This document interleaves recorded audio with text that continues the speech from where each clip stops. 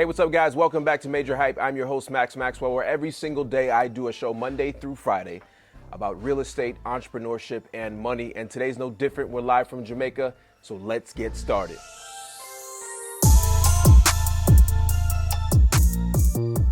With the rising cost of rent, you would think that owning a home would be cheaper than renting, but actually it's the other way around. See, there was a study recently done that said it is more expensive to own a home than to rent one. Now, let me tell you how they came up with the calculations. What they did is they used 80% of the median home price in an area, the 5% down payment, the 30-year fixed rate mortgage, PITI, which is the principal, interest, taxes, and insurance. They even threw mortgage insurance in there, and then maintenance and costs were actually included as well. They took that number and they calculated to a certain area, and then they took the average rents, and they came up and said, look, it is now officially more expensive to own a home than to rent one. Now, here's some crazy stats. Nationally, owning a home is 31% more expensive than renting. But the gap is larger in other cities, and you know the cities I'm talking about, where prices are just higher than normal, like California, your New York's, Hawaii, and stuff like that. They said in April, owning a home costs 42% more in the Raleigh-Durham, my home state, and in Nashville, Denver, Tampa, and Phoenix, the gap was at 40% too. So 42% in Raleigh, North Carolina, and 40% in Nashville, Denver, Tampa, and Phoenix. That means it was just way more expensive to actually own a home. Now, one would think that this is good for some people and bad for others. Now, if this rate continues, then this is going to force the renter's price to have to go up, right? So as of recently, with the higher interest rates, it's not that high. We're somewhere, you know, I was reading a story the other day. Actually, I made a post on Instagram and somebody said, yo, if rates were at 6% for the last 10 years, home ownership would not be what it was. And then I took the average to see what it actually cost, what rates were for the last 10 years. And rates for the last 10 years were at 5.2. I think people are forgetting we just came from an all-time low and they're comparing those two. But back to this story, what's going to happen is rents are going to have to increase to outweigh the mortgage costs, because most people that have rental properties have a mortgage on them. Now, most of the time they don't buy them immediately and then become landlords. Sometimes it's 5 and 7 year gap between when they do that. Now, hopefully anybody who has mortgaged a house here recently, maybe in 5 to 7 years, will be able to refinance into some type of lower actual payment where the costs will come down, and that means rents can come down. But for now, in the foreseeable future, rents are going to be high. It is what it is. Now, who this truly benefits is hedge funds who have bought properties without any mortgage. Now, they do have to give a rate of return to their investors, but that is significantly less than it's going to be when it comes to the mortgage rates. So hedge funds are going to benefit from rents being higher because they don't have a mortgage rate themselves. But your traditional mom and pop shop are going to have to go out and raise rents simply because their mortgage payments and the maintenance of their house is going to outpace what it costs to rent in that area. So rents are going to be stabilized and keep going up for a while. And I think home prices are going to slow down, even go down just a little bit. But we'll see as we keep our eye on the market, as we always do. All right, if you guys remember back in February, Dave Chappelle from Yellow Springs, Ohio. I've actually been to Yellow Springs, Ohio. Long story, but I love Dave Chappelle and the work that he does. I actually stalked him probably back in like 2015. I went to that little small Yellow Springs. Awesome city, awesome small little town, by the way. But anyways, back in February, Dave Chappelle was against a affordable housing development. That's what the headline said. He was so against it that he came to the city council meeting and said, hey, listen, I'm going to pull my money off the books if you guys approve this thing. And they did not approve it. But here's why the headlines are wrong. Out of the 142 lots, only about 4 of those were actually going to be affordable. And the prices were going to be anywhere from $200,000 to $600,000. And the problem with the entire project was the density. The amount of homes that they could build were only single family on lots. They needed to increase the density to be able to bring the affordability down so that other people can afford it and you don't have $600,000 affordable single family homes. The reality is you need to have bigger density. So he scrapped it. He said, you know what? If you approve this, I am going to not be involved with his project. And Dave Chappelle has spent many millions in the town of Yellow Springs and is building a comedy club and a restaurant on top of that. But He said, I'm going to pull out. And recently he bought 19 acres of the 40 or 50 acres that were involved of this project anyways, essentially just stopping it himself, even though the city council did not approve it. He's putting his money where his mouth is. He wants to protect Yellow Springs, and he's putting his money. So Dave Chappelle just essentially blocked the development by buying 19 acres in the middle of the 50-acre plot that this developer can no longer develop, and they're going to have to change everything. So Dave Chappelle, kudos to you. And maybe he'll be more involved in the next project to actually bring some affordable units to the town of Yellow Spring. All right, for the first time in 2020, home ownership in America has reached 65.5%. Now that's great news, but the bad news behind this is the home ownership on the African American, the black levels, have went down to an all-time decade low.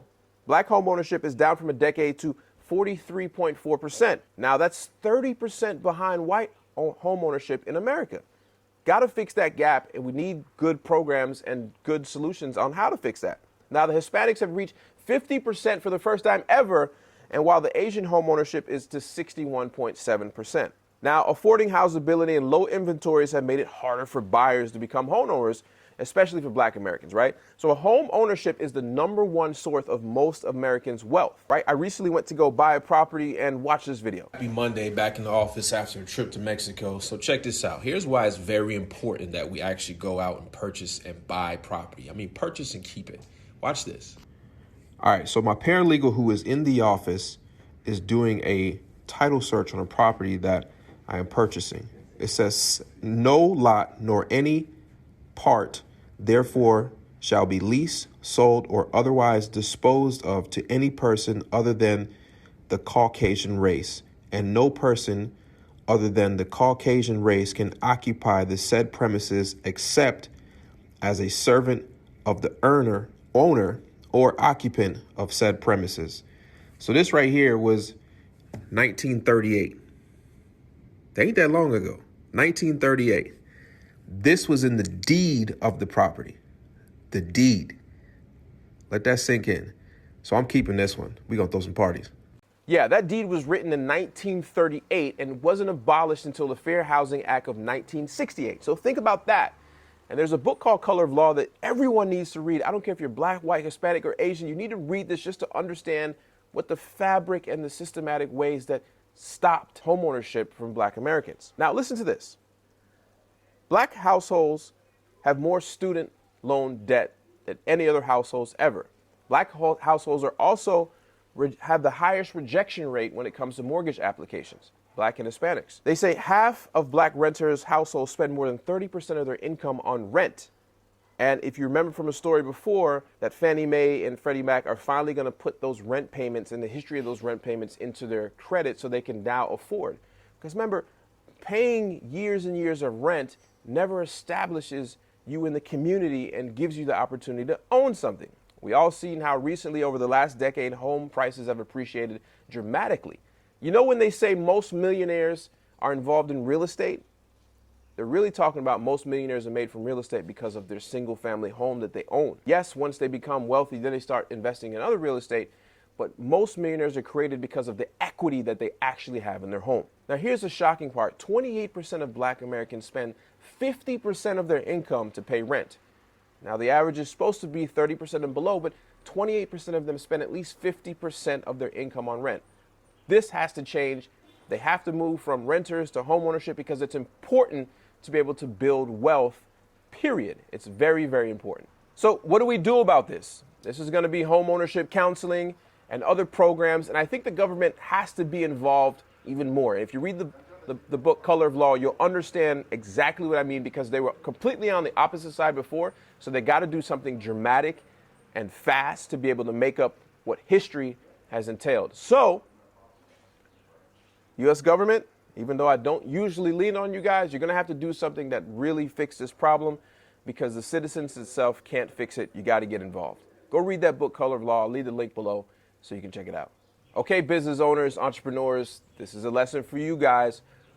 Entrepreneurship is hard as it is, right? And trademark is something many of us overlook. And if you have a brand, personal brand, or a company has a brand, you need to protect that brand with a trademark, right? Because it's important. Here's something that is important. They say that IP, intellectual property protections, generate $8 trillion in economic activity a year, meaning that brand ownership can reduce the wealth inequality. Now, I was recently watching Earn Your Leisure with the owner of Slutty Vegan, and she talks about how she trademarked everything from the beginning. She said it was expensive, but she trademarked everything from the beginning because people will see something that is popping and try to jump on, like get the website, the domain name, try to steal phrases, make t-shirts with things, and she owns everything, right? And I was recently reading a story, and one of my friends, Shemaine, on Facebook, she was published in Black Entrepreneurship magazine online, and she does that. She owns True Lawyer, where she helps entrepreneurs protect their brand because it's so important. It is something that you really, really need to do. I know people overlook it. Listen, I've overlooked it myself for a long time. Charmaine has helped my friend Nazar, who went through a battle with somebody using "I'm not a guru, I'm a duru" because I actually do this business. Like, yeah, he now has that officially trademarked because other people tried to steal it. Myself, I've even overlooked it in the past, and I use my friend Saludo, who as an attorney's office, he's an attorney as well, where he helps entrepreneurs with protecting their trademark as well. So attorneys and entrepreneurs, you guys need to get together because this is so important that we create so many trends that we need to be able to protect that intellectual property with a trademark, because you can do so many things by licensing that trademark, by just owning it outright. And when somebody hijacks your domain, most of the time you can get that back because it's a trademark infringement. Listen, I'm not a lawyer. I just know it's very important, right?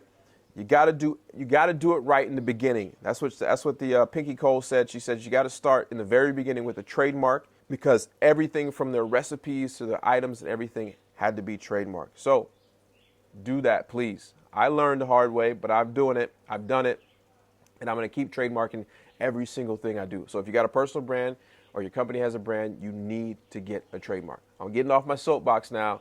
Entrepreneurs, that one was for you. All right, you guys remember this trend where everybody talking about tiny homes when everybody wanted to do them? I remember there's one in Charlotte that got shut down years ago. Well, that trend is coming back, and companies are actually doing something about it because home ownership and the affordability of home ownership has skyrocketed, not allowing your average person to go out and afford a house. They said that the average home's square footage last year was 2,273 square feet, while most tiny homes are somewhere around 600 square feet. Most people, 56% to be exact, said they would consider living in a tiny home. So why are we building houses that are almost 2,500 square feet? The average home is 2,500 square, when most people say, I would live in a tiny home at 600 square feet. Remember, less Americans are getting married, less Americans are having kids. Do we need to rethink the way we actually build houses and what a traditional house may be? Maybe there's going to be cities and communities filled with tiny homes that the density allows a lot more people, but the cost is way less. You know, even churches now are getting into building micro communities with tiny homes, and they're involved with, nonprofit organizations to help combat homelessness. I've seen this. This micro home villages are popping up all over the place, and it's because these things cost around $6,000 or $7,000 and take only a few hours to set up. Now think about that. You can pop up a community, and if it's permanent, you can have it to where you kind of solve the homeless community. So kudos to the church for going out and doing something positive with the money. I like it. Teaming up with another nonprofit to be able to facilitate these type of communities will be amazing. I think tiny home trend is coming.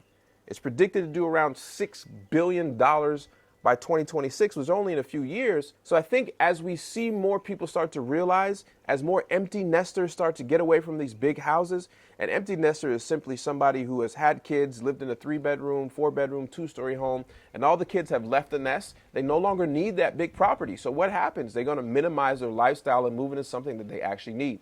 So maybe tiny homes are a big solution to a big problem that we have, but we're going to keep our eye on this one because I think this trend is actually going in the right direction. Maybe what I'll do is I'll visit a tiny home community and give you guys some insights of what it looks like, what the setup is, and what it actually may be like to live in a tiny home community. So maybe more to come on that story soon. All right, before we wrap it up, I want to leave you guys with something that is important to me, and it helped me a lot, right? Life is going to be hard, right? I know you probably don't expect me to say that, but life is always going to be tough, and it's up to you to pick your tough. What do you want to be hard? Do you want it to be hard being broke or hard being rich? Hard being an employee or hard being an employer? There's always going to be hard sides to life, so you need to figure out what side of the hard you want to be on. And I say that because all of us go through hard times, including myself. Everything may be cheesy and rosy and peachy on Instagram and other social media platforms, but I promise you, everyone like myself and you guys all go through tough times. So pick your heart. Don't worry. We all fail, but not all of us get back up. And it's important for you and your family and everyone depending on you for you to get back up, okay? So keep going. Now here's another announcement that I have. This Friday, in a few days, I'm going to be launching my first episode back on the podcast. It's going to be right here on YouTube and also on everywhere else that you listen to podcasts. So don't forget to subscribe, leave a comment, and give me a rating because I want this thing to jump immediately. I got some cool guests lined up, some cool podcasts already recorded. I can't wait to release them to you guys. All right? So I'll see you guys later. My name is Maxwell. Thank you for watching MajorHype. And we're live from Jamaica, and I'm going to keep dropping this content because I love giving it to y'all. I love that you keep coming back and watching it. So, all right, so I see you guys tomorrow. And don't forget Friday, the podcast is dropping. Peace.